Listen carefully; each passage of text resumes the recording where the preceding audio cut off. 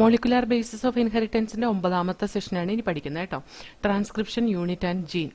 ഒരു ജീൻ എന്ന് പറയുന്നത് നമുക്കറിയാം, ഒരു ക്യാരക്ടർ ഒരു ജനറേഷനിൽ നിന്ന് നെക്സ്റ്റ് ജനറേഷനിലേക്ക് പാസ് ചെയ്യുന്നതിന്റെ ഒരു യൂണിറ്റ് എന്ന് പറയുന്ന ജീനാണ്. അതായത് gene is defined as the functional unit of inheritance.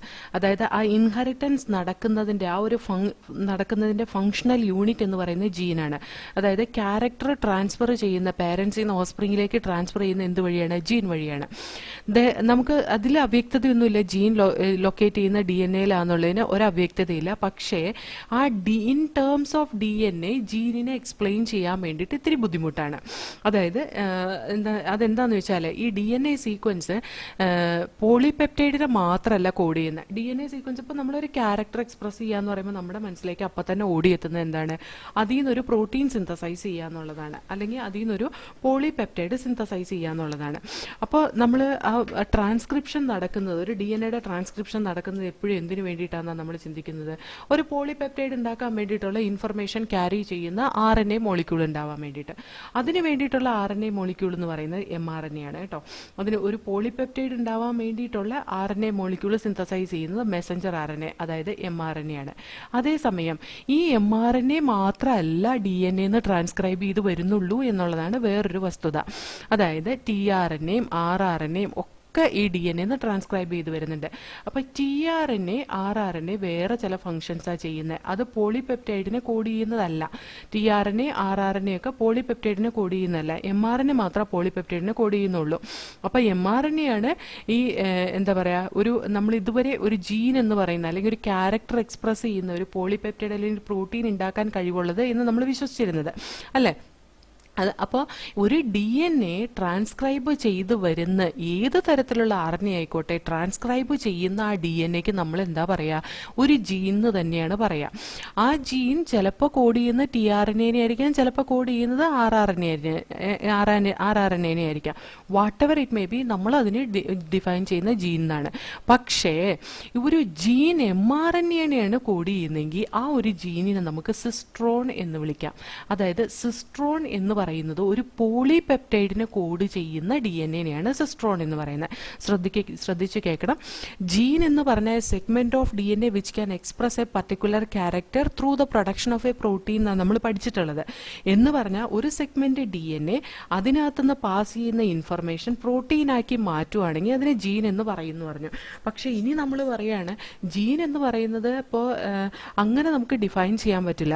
ഒരു ജീനിന്റെ ഒരു സെഗ്മെന്റ് അത് ട്രാൻസ്ക്രൈബ് ചെയ്ത് വരുന്നുണ്ടെങ്കിൽ ആ അല്ലെങ്കിൽ ഒരു DNA-യുടെ ഒരു ഷോർട്ട് സെഗ്മെന്റ് അത് ട്രാൻസ്ക്രൈബ് ചെയ്ത് വരുന്നുണ്ടെങ്കിൽ അതൊരു ജീനാണ്.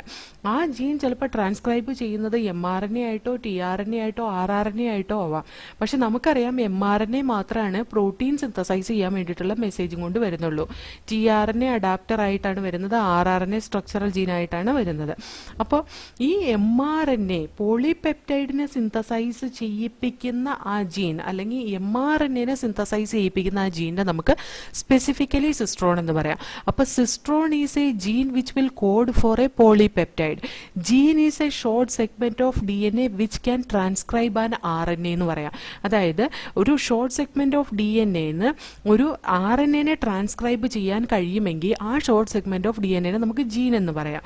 അപ്പോൾ അതിൽ നിന്ന് ട്രാൻസ്ക്രൈബ് ചെയ്തു വരുന്ന RNA mRNA ആണെന്നുണ്ടെങ്കിൽ ആ ജീനിനെ നമുക്ക് സിസ്ട്രോൺ എന്ന് പറയാമെന്നാണ് പറഞ്ഞത് കേട്ടോ.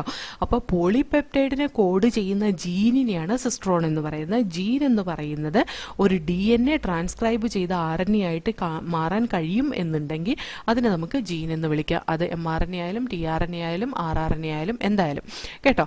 അപ്പോൾ ചിലപ്പോൾ ഈ ജീൻ എന്ന് പറയുന്നത് മോണോസിസ്ട്രോണിക് ആയിരിക്കും. അതായത് ഇങ്ങനെ ഒരു DNA-യുടെ ഇത്രയും ഭാഗം പ്രൊമോട്ടർ ആണെന്നിരിക്കട്ടെ, അതുപോലെ തന്നെ ഇത്രയും ഭാഗം ടെർമിനേറ്റർ ആണെന്നിരിക്കട്ടെ. ഇവിടെ ഒരു സിംഗിൾ ജീനാ ഉള്ളതെങ്കിൽ അത് മോണോസിസ്ട്രോണിക് ആയിരിക്കും. സിംഗിൾ ജീനാണ് ഉള്ളതെങ്കിൽ അതൊരു മോണോസിസ്ട്രോണിക് ആയിരിക്കും. അതായത് സ്ട്രക്ചറൽ ജീൻ ഒന്ന് മാത്രമേ ഉള്ളൂ, ആ സിസ്ട്രോണിൽ സ്ട്രക്ചറൽ ജീൻ ഒന്ന് മാത്രമേ ഉള്ളൂ എങ്കിൽ അത് മോണോസിസ്ട്രോണിക് ആയിരിക്കും. ഈ മോണോസിസ്ട്രോണിക് ജീന് യൂക്യാരിയോട്ടിന്റെ ക്യാരക്ടറിസ്റ്റിക് ഫീച്ചറാണ് കേട്ടോ. ഇനി സ്ട്രക്ചറൽ ജീൻ ഒന്നിൽ കൂടുതലുണ്ടെന്നിരിക്കട്ടെ.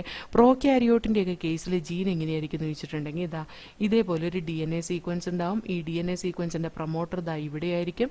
അതേപോലെ ടെർമിനേറ്റർ ദാ ഈ ഭാഗത്തായിരിക്കും. അതേപോലെ ഇതിന് കുറേ ജീൻസ് ഉണ്ടാവും. ഇതിന് ഈ ഒരു പ്രൊമോട്ടറും ടെർമിനേറ്ററും കൺട്രോൾ ചെയ്യുന്നത് ഇതൊരു ജീനായിരിക്കാം, ഇതൊരു ജീനായിരിക്കാം. കണ്ടോ, ഈ ഒരു ജീൻ കൺട്രോൾ ചെയ്യുന്ന ഇതൊരു വേറൊരു ജീനാണ് എന്ന് പറഞ്ഞിട്ടുണ്ടെങ്കിൽ പോളിസിസ്ട്രോണിക്, ഇതിൽ നിന്നൊരു പോളിപെപ്റ്റൈഡ് ഉണ്ടാവും. അതേപോലെ തന്നെ ഇതിൽ നിന്നൊരു പോളിപെപ്റ്റൈഡ് ഉണ്ടാവും, ഇതിൽ നിന്നൊരു പോളിപെപ്റ്റൈഡ് ഉണ്ടാവും. ഇങ്ങനെയുള്ളതിനെ ആണ് നമ്മൾ പോളിസിസ്ട്രോണിക് ആയിട്ടുള്ള ജീൻ എന്ന് പറയുന്നത്. പോളിസിസ്ട്രോണിക് ആരുടെ ക്യാരക്ടറിസ്റ്റിക് ഫീച്ചർ ആണെന്നറിയോ? Prokaryotic characteristic ഫീച്ചറാണ്.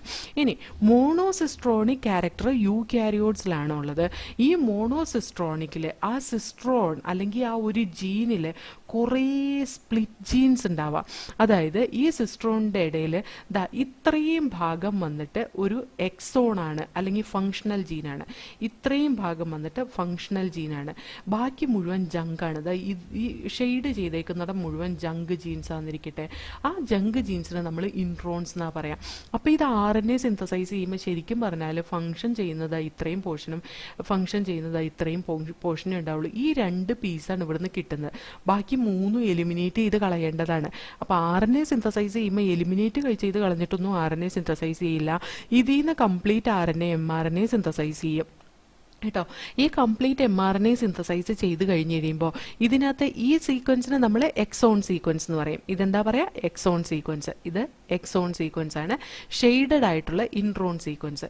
അല്ലെങ്കിൽ എക്സോൺ സീക്വൻസിന് നമുക്ക് ഫങ്ഷണൽ സീക്വൻസ് എന്നും ഇൻട്രോൺ സീക്വൻസിന് ജങ്ക് ജീൻസ് എന്നും പറയാം കേട്ടോ. ജങ്ക് സീക്വൻസ് എന്നും പറയാം. എക്സോൺ സീക്വൻസിന് ഫങ്ഷണൽ സീക്വൻസ് എന്നും ഇൻട്രോൺ സീക്വൻസിന് ജങ്ക് സീക്വൻസ് എന്നും പറയാം. അപ്പോൾ ഈ ജങ്ക് സീക്വൻസും ഫങ്ഷണൽ സീക്വൻസും ഒക്കെ കൂടിയിട്ടായിരിക്കും ഇതിനകത്തുനിന്ന് പ്രൊഡ്യൂസ് ചെയ്യുന്ന mRNA. അപ്പോൾ ഈ mRNAയിൽ കുറേ ജങ്ക് സീക്വൻസ് റെഡ് കളറിൽ ഞാൻ വരച്ചു വെക്കുന്നുണ്ട് കേട്ടോ. ഇത് ജങ്ക് സീക്വൻസ് ആണ്. ഈ ജങ്ക് സീക്വൻസ് ഇവിടെ ഇരിക്കേണ്ട വല്ല ആവശ്യമുണ്ടോ? ഇല്ല. ഈ junk sequence it has to be removed. ആ റിമൂവ് ചെയ്യണം എന്നുള്ള ഒരു പ്രോസസ്സും കൂടി ഉള്ളത് കൊണ്ട് ഈ പറയുന്ന ആ ട്രാൻസ്ക്രിപ്ഷൻ പ്രോസസ്സ് വളരെ കോംപ്ലിക്കേറ്റഡ് ആവും മോണോസിസ്ട്രോണിക് mRNA പ്രൊഡ്യൂസ് ചെയ്യുന്ന യൂക്യാരിയോട്ടിൻ്റെ കേസിൽ. അതായത് എക്സോൺസ് ഇൻട്രോൺസ് വഴി ഇന്ററപ്റ്റ് ചെയ്തിട്ടുള്ളത് കൊണ്ട്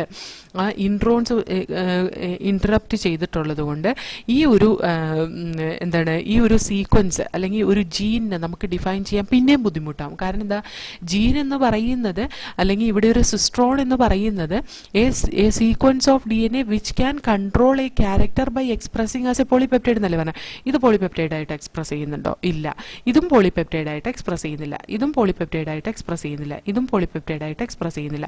അപ്പോൾ അതൊക്കെ കാരണം കൊണ്ട് നമുക്ക് ജീൻ എന്ന് പറയുന്ന short segment of DNA which can undergo transcription in the form of mRNA, tRNA or rRNA, that is called as gene എന്ന് പറയുകയായിരിക്കും കുറച്ചും കൂടെ ബെറ്റർ ആയിട്ടുള്ളത് കേട്ടോ. എക്സോൺ എന്ന് പറയുന്നത് മെച്ചർ പ്രോസസ്ഡ് RNAയിൽ ഈ mRNA ഇങ്ങനെ ഉണ്ടായി കഴിഞ്ഞിട്ടുണ്ടെങ്കിൽ ഇങ്ങനെ തന്നെ ട്രാൻസ്ലേറ്റ് ചെയ്യാൻ വരില്ല ചെയ്യാം. ഇതിനകത്ത് ഇൻട്രോൺ സീക്വൻസിനൊക്കെ മുറിച്ച് കളയും. ഇൻട്രോൺ സീക്വൻസ് ഒന്നും വേണ്ടെന്നേ, അവർക്ക് എന്ത് മതി? എക്സോൺ സീക്വൻസ് മാത്രം മതി. കണ്ട, ഇതൊക്കെ അങ്ങോട്ട് മുറിച്ച് കളയും. ഇതൊക്കെ മുറിച്ച് കളഞ്ഞിട്ട് അതിൻ്റെ എക്സോൺ സീക്വൻസിനെ മാത്രം ജോയിൻ ചെയ്യിപ്പിച്ച് നിർത്തും. ഈ എക്സോൺ സീക്വൻസിനെ മാത്രം ജോയിൻ ചെയ്യിപ്പിച്ച് നിർത്തി ഇതിനാകെ ഇത്രയും ലെങ്തേ ഉണ്ടാവുള്ളൂ. ഈ എക്സോൺ സീക്വൻസ് ആണ് ശരിക്കും ഒരു പോളിപെപ്റ്റൈഡിനെ കോഡ് ചെയ്യുന്നത്. അപ്പോൾ നോക്കിക്കേ, sequence of DNA which is coding for a polypeptide is called as cistron എന്ന് പറയുമ്പോഴും ഈ സീക്വൻസ് അതിനകത്ത് പെടുന്നില്ല അല്ലേ. അപ്പോൾ നമ്മൾ അത്ര ആക്യുറേറ്റ് ആയിട്ട് പറയാൻ പോയി കഴിഞ്ഞ് കഴിഞ്ഞാൽ വലിയ ഡിഫിക്കൽട്ടാണ്, അത് കോംപ്ലിക്കേറ്റഡ് ആവും. അതുകൊണ്ട് തന്നെ നമുക്ക് ഇങ്ങനെ പറയാം, discrete segment of DNA which can control the expression of a polypeptide that is called as cistron. Cistron it is monocistronic in the case of eukaryote, polycistronic in the case of prokaryote.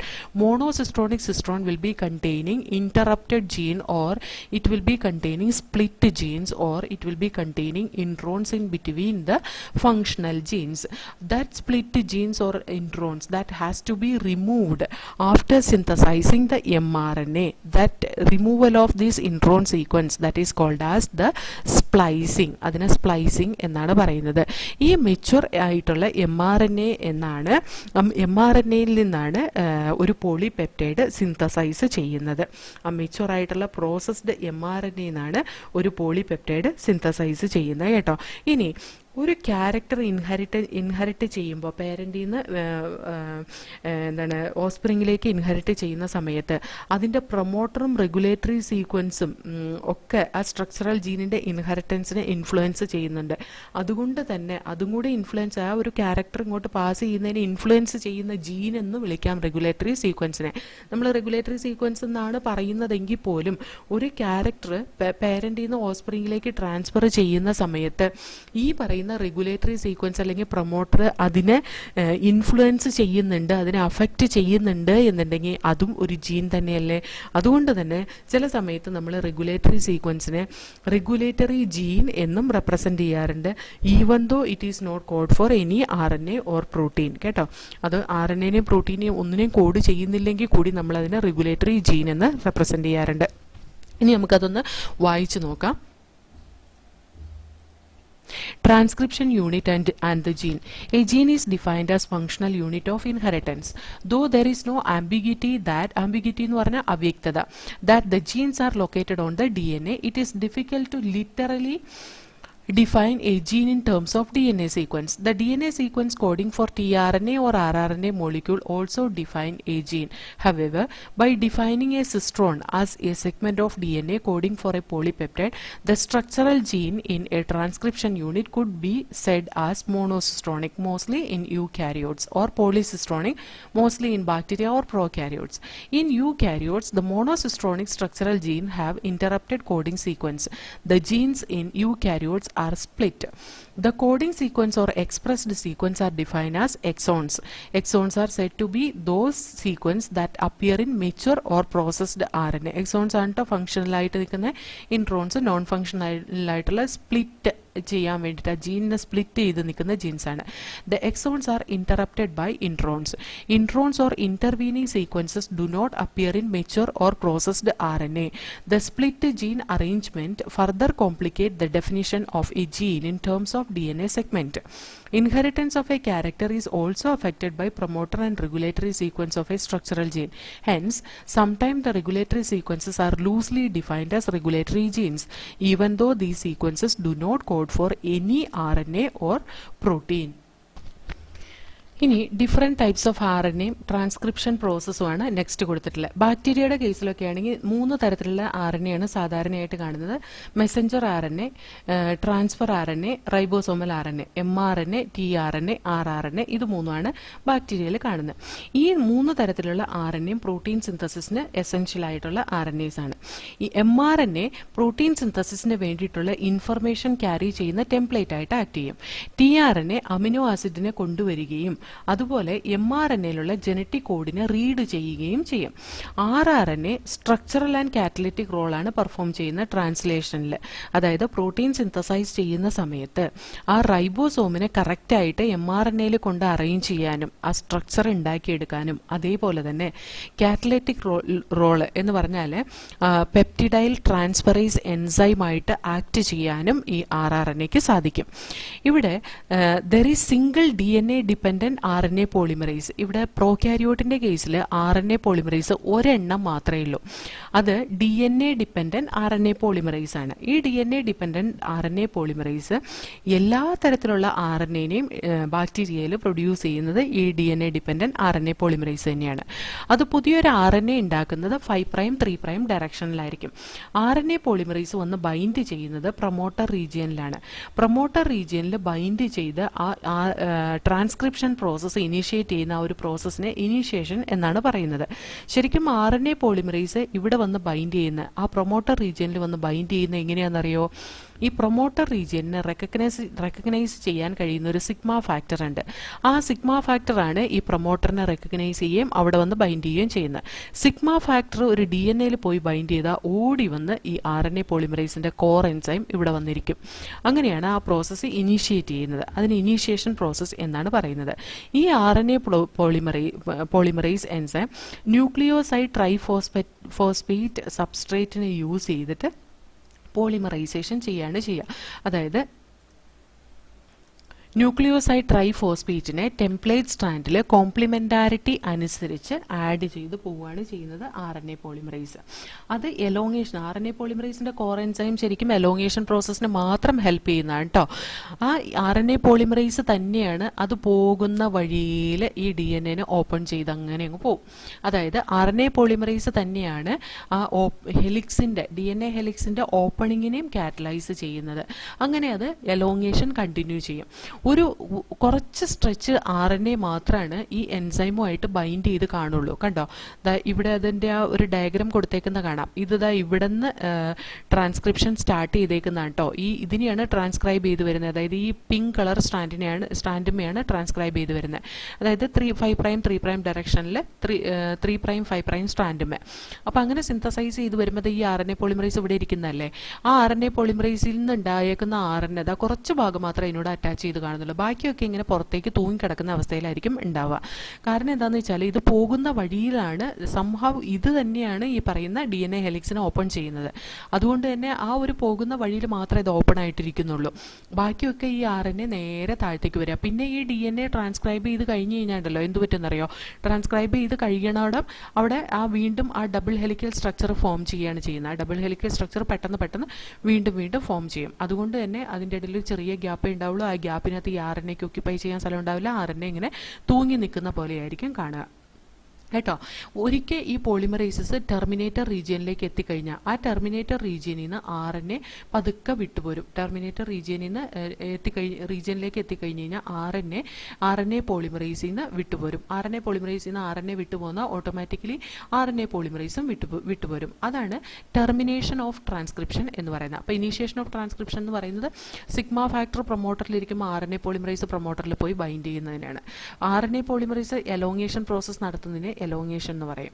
Termination എന്ന് പറയുന്നത് RNA polymerise Terminator റീജിയനിൽ എത്തിക്കഴിഞ്ഞ് കഴിയുമ്പോൾ അവിടുന്ന് ആ നെയ്സൻ്റ് RNA പുതിയതായിട്ട് ഉണ്ടായ RNA വിട്ടുപോരുകയും അതിൻ്റെ ഒപ്പം RNA പോളിമറൈസ് വിട്ടുപോരുകയും ചെയ്യുന്നതിനെയാണ് ടെർമിനേഷൻ ഓഫ് ട്രാൻസ്ക്രിപ്ഷൻ എന്ന് പറയുന്നത് കേട്ടോ. അപ്പോൾ അത്രയൊന്നും നമുക്ക് വായിച്ചു നോക്കാം, എന്നിട്ട് കണ്ടിന്യൂ ചെയ്യാം. Types of RNA and the process of transcription. In bacteria, there are 3 major types of RNA: mRNA or messenger RNA, tRNA or transfer RNA, and rRNA or ribosomal RNA. All 3 RNAs are needed to synthesize a protein in a cell. The mRNA provides the template, tRNA brings amino acid and read the genetic code, and rRNA plays structural and catalytic role during translation. There is single DNA dependent RNA polymerase that catalyzes the transcription of all type of RNA in bacteria.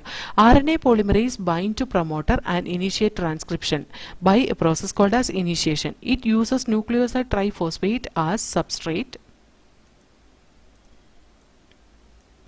and polymerizes in a template dependent fashion following the rule of complementarity. It somehow also facilitates opening of the helix and continue elongation. Only a short stretch of RNA remain bound to the enzyme. Once the polymerases reaches the terminator region, the nascent RNA fall off. So also the RNA polymerases. This result in termination of transcription. Okay.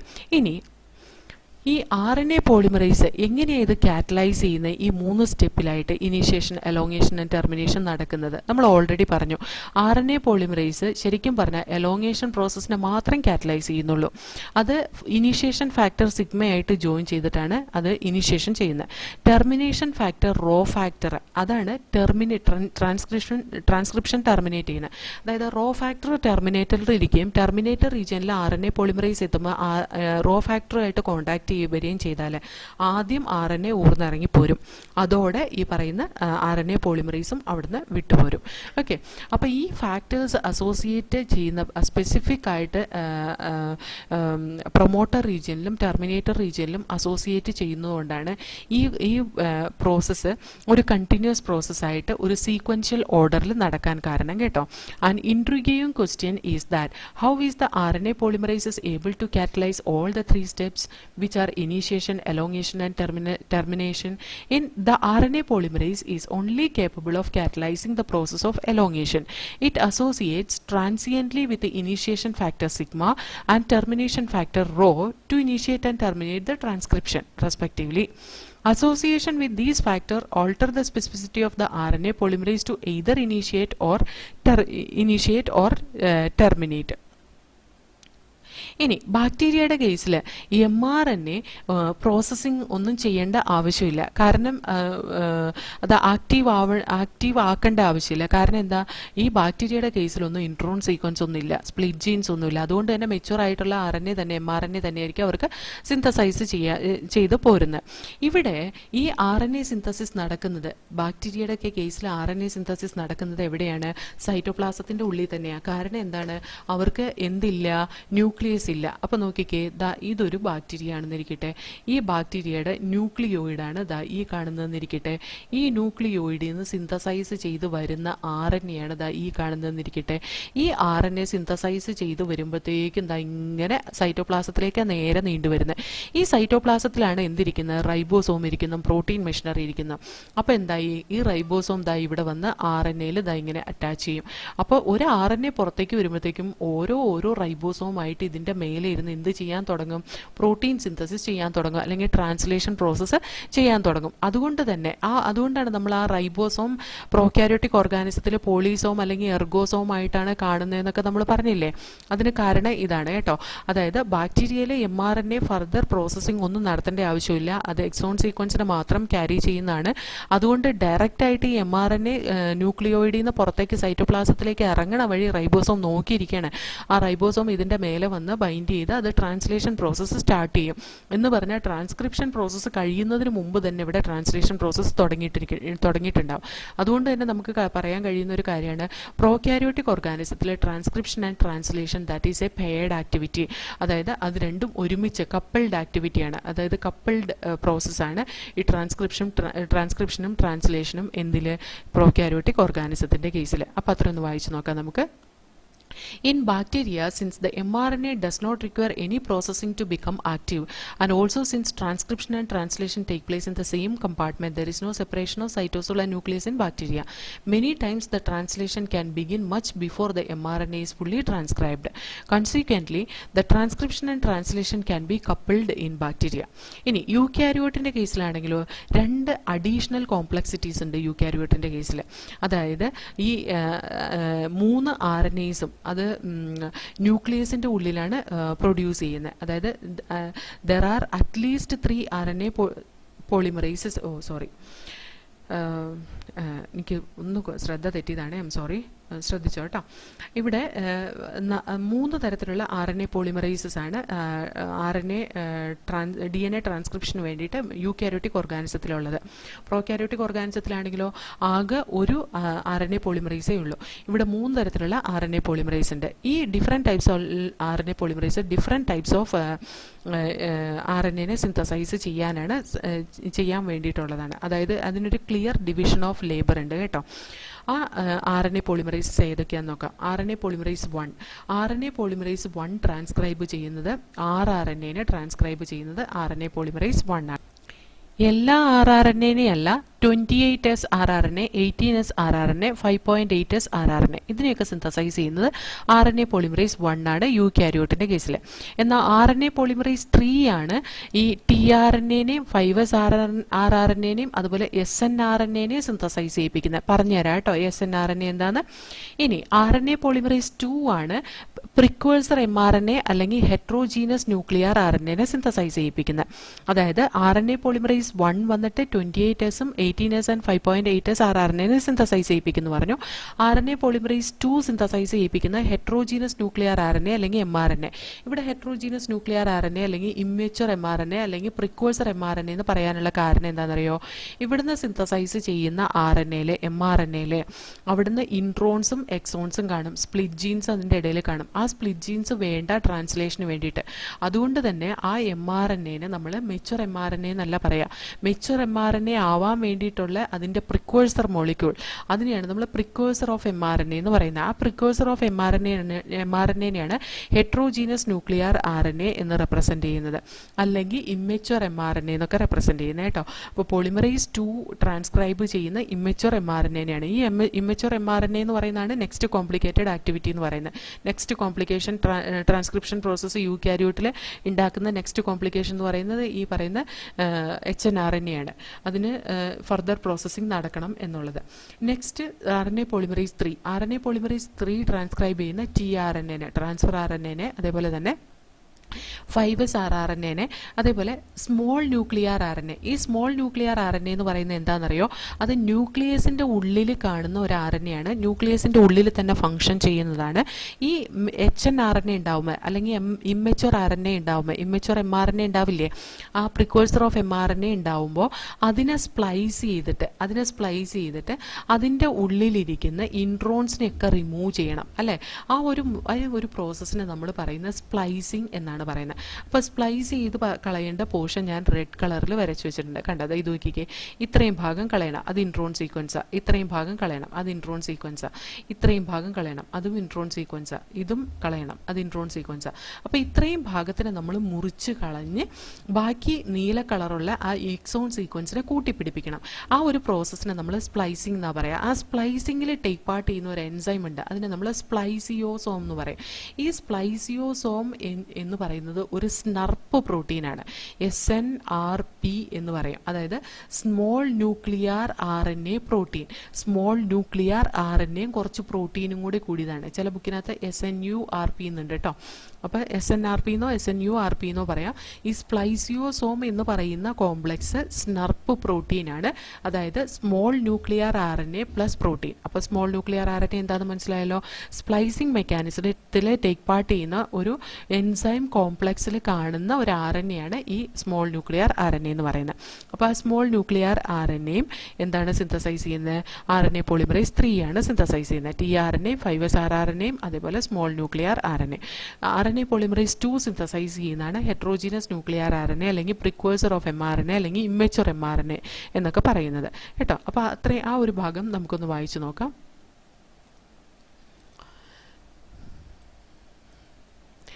In eukaryotes, there are 2 additional complexities. There are at least 3 RNA polymerases in the nucleus, in addition to the RNA polymerase found in the organelles. There is a clear-cut division of labor.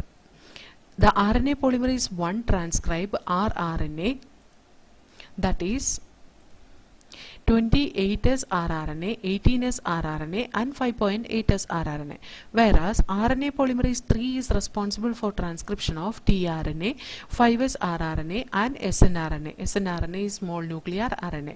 The RNA polymerase 2 transcribe precursor of mRNA, the heterogeneous nuclear RNA or HNRNA. കേട്ടോ. ഇനി ഇതിൻ്റെ second complexity എന്താണ്? Second complexity എന്ന് പറയുന്നത് the primary transcript contain both the exons and introns. ഈ DNA ഉണ്ടാകുന്നത് mRNA ആയിക്കോട്ടെ, tRNA ആയിക്കോട്ടെ, rRNA ആയിക്കോട്ടെ, what ever it may be, ഇവർക്ക് ഇൻട്രോൺ സീക്വൻസ് ഉണ്ടായേയിരിക്കും. ഈ ഇൻട്രോൺ സീക്വൻസ് നോൺ ഫങ്ഷണലാണ്. അതുകൊണ്ട് തന്നെ ഇത് സ്പ്ലൈസിങ് വഴി റിമൂവ് ചെയ്ത് കളയേണ്ടത് അത്യാവശ്യമാണ്.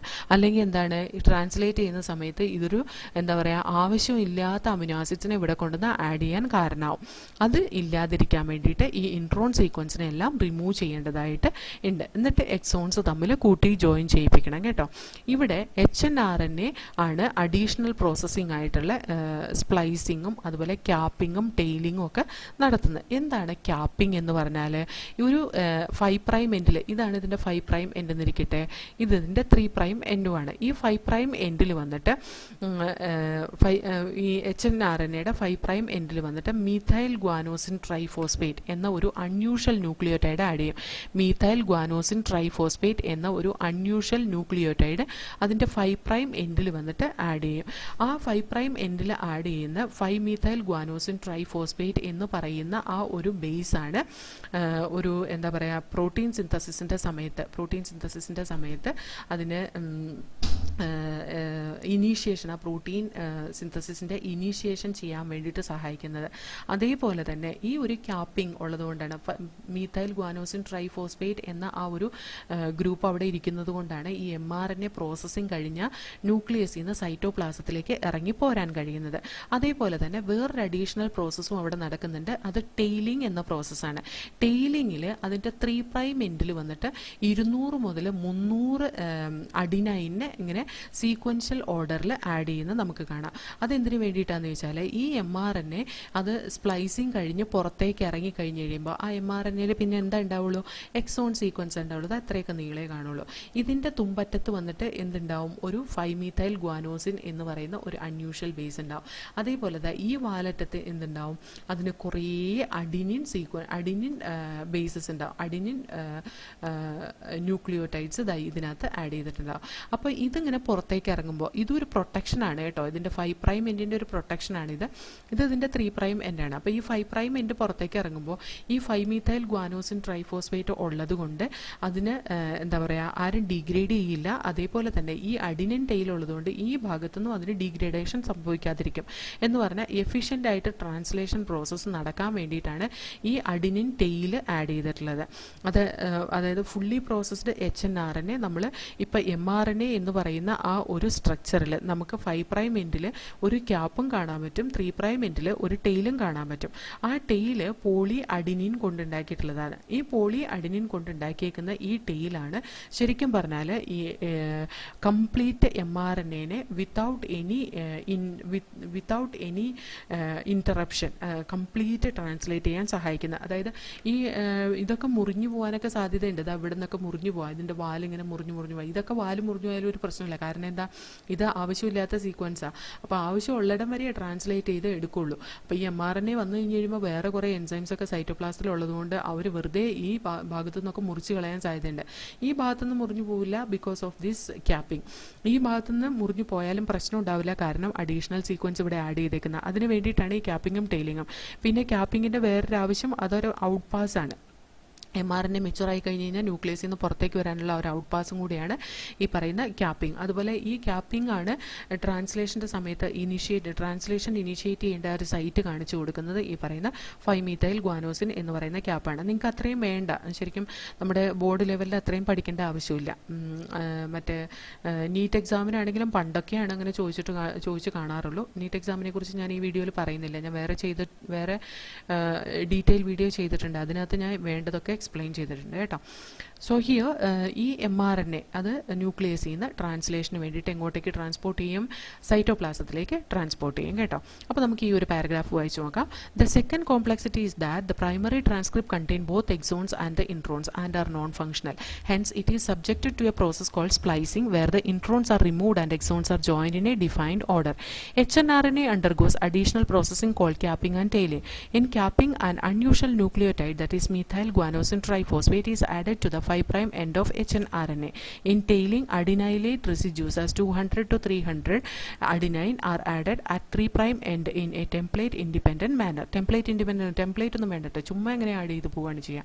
It is the fully processed HNRNA, now called as mRNA, that is transported out of the nucleus for translation. ഇനി ഇതിൻ്റെ സിഗ്നിഫിക്കൻസ്